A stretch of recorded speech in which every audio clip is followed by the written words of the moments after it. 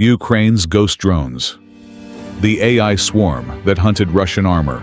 February 27, 2024, near Avdiivka. A Russian T-90M tank, worth $3 million, crewed by 3 men, sits in a tree line, engine idling. The crew doesn't know they're already dead. 15 seconds later, a small quadcopter, built from parts you could buy on Amazon, drops through the canopy. The explosion is surgical. The tank is gone. But here's what makes this moment terrifying. That drone wasn't piloted by a human. It was one of 20, all talking to each other, all hunting. Welcome to the future of war, where artificial intelligence doesn't need a uniform, and the deadliest weapon on the battlefield costs less than a used car. This is the story of Ukraine's ghost drones. The drone revolution. When Russia invaded Ukraine in February 2022, analysts predicted Kyiv would fall within 72 hours. The Russian military had more tanks, more artillery, more everything. But something unexpected happened in the skies above Ukraine. Consumer drones, the kind hobbyists fly in parks, became instruments of war.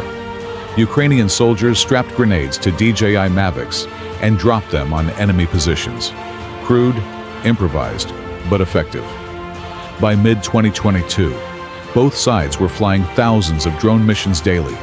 Reconnaissance, artillery spotting, kamikaze strikes. The battlefield had gone three-dimensional in ways no doctrine anticipated. But Ukraine faced a problem. Radio-controlled drones had fatal weaknesses. Russian electronic warfare systems could jam their signals. Experienced pilots were rare, and every flight risked exposing the operator's position to counter battery fire. So Ukrainian engineers, many of them civilians before the war, started asking a dangerous question. What if the drones could think for themselves? Segment 1. Building the swarm. The solution emerged not from a defense contractor, but from a network of volunteer engineers, AI researchers, and battlefield soldiers sharing ideas through encrypted telegram channels. Their breakthrough was elegant. Instead of one pilot controlling one drone, they'd create autonomous swarms, multiple drones operating independently, coordinating targets, learning from each mission. The technology wasn't science fiction. Machine vision AI, the same software that helps your phone recognize faces, could identify military vehicles. GPS-denied navigation algorithms, originally designed for Mars rovers, could keep drones on course even when jammed. And mesh networking protocols allowed drones to communicate without relying on a central controller. By late 2023, several Ukrainian groups had working prototypes: Soccer Scout, Wild Hornets, Bunny Hoppers. Each name belonged to a different volunteer unit, each racing to solve the same problem. The most successful system was called Ochi, Ukrainian for eyes. Developed by a team led by a former video game programmer named Yaroslav, Ochi wasn't a single drone. It was a hive mind. Here's how it worked. A squad leader would mark a target area on a tablet, say a grid square where Russian armor was spotted. Then launch the swarm. Each drone carried an AI chip, no bigger than a thumbnail, running computer vision models trained on thousands of images of Russian tanks, artillery pieces, and vehicles. Once airborne, the drones spread out, communicating through encrypted radio mesh. When one drone spotted a target, it would share coordinates with the others. The swarm would prioritize threats, command vehicles first, then tanks, then support vehicles, and assign targets to ensure no two drones wasted munitions on the same kill. And here's the crucial part. Once launched, the drones operated completely autonomously. No remote pilot, no data link back to base, just pure, silent hunting. The Russians called them ghost drones, because by the time you heard them, it was already too late. Segment 2. First Blood, Avdiivka. Winter 2024. Avdiivka, an industrial city in eastern Ukraine, had become a meat grinder. Russian forces were trying to encircle it, throwing tank columns and mechanized infantry against prepared Ukrainian defenses. On February 15th, Russian commanders committed a battalion tactical group, roughly 40 armored vehicles, to a push through the northern approaches. Intelligence suggested they'd attack at dawn, using tree lines for cover. Ukrainian defenders were outnumbered. Artillery ammunition was rationed. Javelin missiles were precious. But they had something the Russians didn't know about. At 5:47 a.m., as Russian tanks began their approach, a Ukrainian team launched 20 Ochi drones from a position 3 kilometers behind the front line. Each drone carried a shape-charged warhead, essentially a downward-facing anti-tank grenade, and enough battery for 35 minutes of flight. The swarm climbed to 400 meters, spread into a search pattern, and went hunting. At 6:03 a.m., the first drone identified a T-72B3 tank idling near a destroyed farmhouse. The AI confirmed the target with 94% confidence. The drone descended, positioned itself directly above the turret, the thinnest armor, and released its payload from 40 meters. The explosion was catastrophic. Modern tanks are vulnerable from above. That's why top attack missiles like Javelin are so deadly. The shaped charge punched through the turret roof, detonating ammunition inside. The tank didn't just stop, it disintegrated. But this was just one kill. Over the next 18 minutes, the swarm struck 11 more vehicles, tanks, infantry fighting vehicles, a command BTR. Some crews tried to run. Some stayed buttoned up. It didn't matter. Russian soldiers reported hearing swarms of bees, the high-pitched whine of quadcopter motors, coming from seemingly everywhere. They fired rifles into the air. Useless. The drones were too small, too fast, too many. Electronic warfare operators tried to jam radio frequencies. But there was nothing to jam. The drones weren't receiving commands. They were thinking. By 6:30 a.m., the Russian attack had stalled. 12 vehicles destroyed. 24 casualties. The survivors retreated in chaos. The ghost drones had drawn first blood, and the world's militaries were about to realize that everything they knew about armored warfare had just become obsolete. Segment 3. The evolution. Cat and mouse. The Russian military adapted, because that's what militaries do. Within weeks, commanders issued new protocols. Tanks began moving with infantry scouts carrying shotguns for anti-drone defense. Electronic warfare jammers were deployed at every level. Some units welded crude metal cages, cope cages, over their turrets, hoping to detonate drone warheads before they reached armor. For a while, it worked. Drone losses spiked. The cage armor deflected some strikes. Shotgun-armed infantry shot down dozens of quadcopters. But the Ukrainians evolved faster. Ochi's developers released software updates, literally over-the-air patches, that changed drone behavior. New swarms flew lower, using terrain to mask their approach. They learned to attack from angles where cope cages were ineffective. Some drones became decoys, drawing fire while others struck undefended vehicles. The AI was learning, not in the science fiction sense, but in the very real sense of engineers analyzing battlefield data, identifying Russian countermeasures, and coding responses. By April 2024, the ghost drones were incorporating thermal imaging, allowing night operations.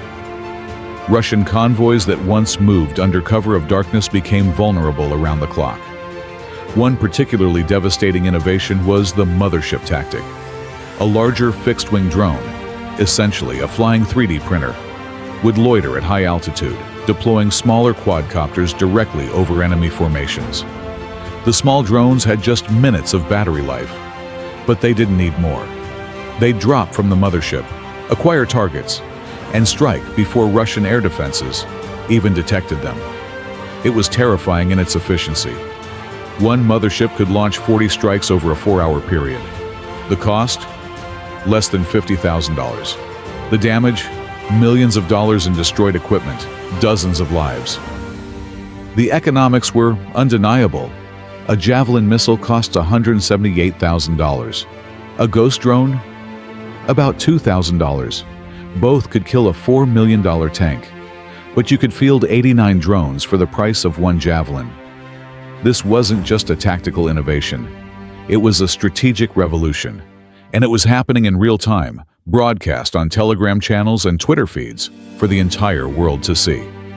Segment 4. The human cost.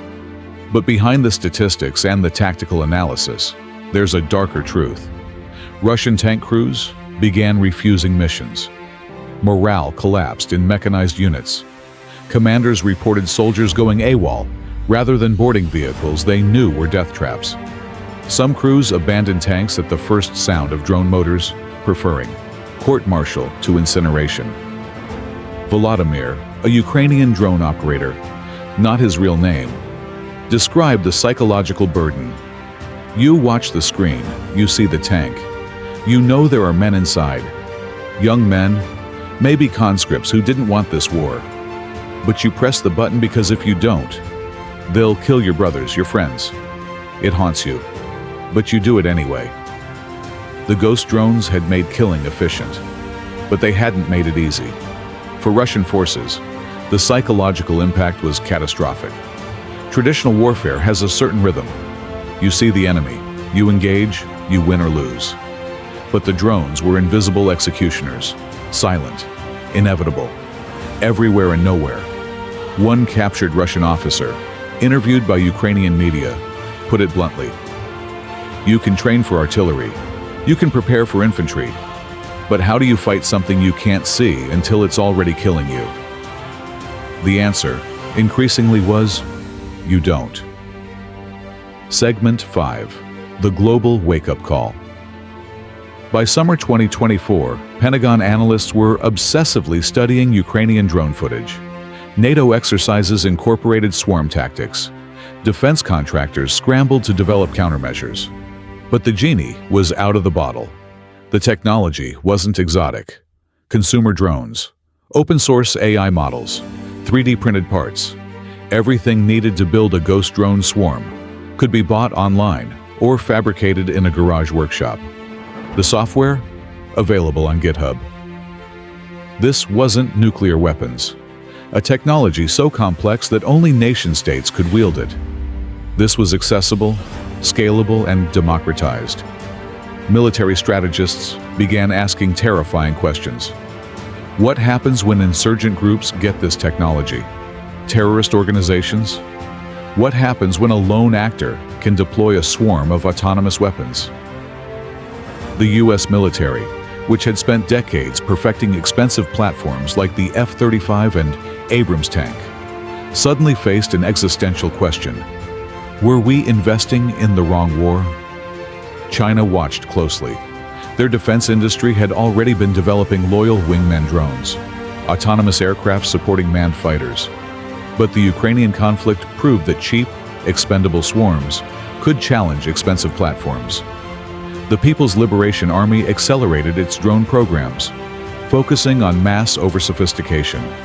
Israel, already a leader in drone technology, began deploying swarm systems in Gaza operations. The IDF reported similar effectiveness, precision strikes with minimal collateral damage, at a fraction of traditional munition costs. Iran, watching from the sidelines, provided Shahed kamikaze drones to Russia, but also accelerated its own swarm programs, recognizing that this technology could challenge American carrier groups in the Persian Gulf. The ghost drones had triggered a global arms race. But unlike nuclear weapons or stealth aircraft, this race had no barriers to entry. Any nation, any group, any individual with sufficient motivation could join. The future of warfare wasn't arriving.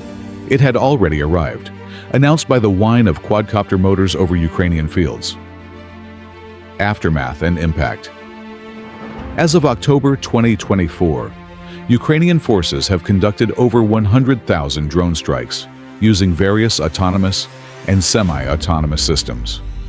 Russian equipment losses attributed to drones now exceed losses from traditional anti-tank weapons. The ghost drones prove that the tank, the dominant land warfare platform for over a century, is no longer invulnerable. The aircraft carrier might be next. After all, if a $2,000 drone can kill a $4 million tank, What can 1,000 drones do to a $13 billion carrier? Ukraine's innovation didn't just change one war, it changed all future wars. Military theorists now speak of the transparent battlefield, an environment where ubiquitous sensors and autonomous weapons make concealment nearly impossible. The fog of war, it seems, is lifting, and what we're seeing underneath is terrifying. But there's a deeper question. If AI-guided weapons are this effective, why do we still need humans to authorize their use? The ghost drones operate autonomously once launched, but a human still presses the button. How long before militaries, racing for decisive advantage, remove that last human checkpoint? The laws of war, written for an era of manned platforms and directed fire, suddenly seem quaint. How do you hold an algorithm accountable for a war crime? Who's responsible when an AI swarm makes a mistake? These aren't theoretical questions anymore. They're being answered in real time, in the fields and cities of eastern Ukraine, written in code and blood. Conclusion. The ghost drones are a marvel of innovation, a testament to human ingenuity under existential pressure. Ukrainian engineers and soldiers weaponize the future to survive the present. But they've also opened a door we can't close. The technology exists. The knowledge is public. The genie isn't going back in the bottle. War has always evolved. The stirrup gave us mounted knights. Gunpowder ended feudalism. Nuclear weapons created the long peace. Now, artificial intelligence and autonomous systems are writing the next chapter. We don't know how this story ends, but we know this. Somewhere right now, a young engineer is looking at a commercial drone and thinking, I can make that deadlier. A military planner is calculating how many swarms they can field. A programmer is training an AI on satellite imagery of targets. The ghost drones weren't the end of a revolution. They were the beginning. And the whirring sound you hear in the distance? That's the future, arriving faster than we're ready for.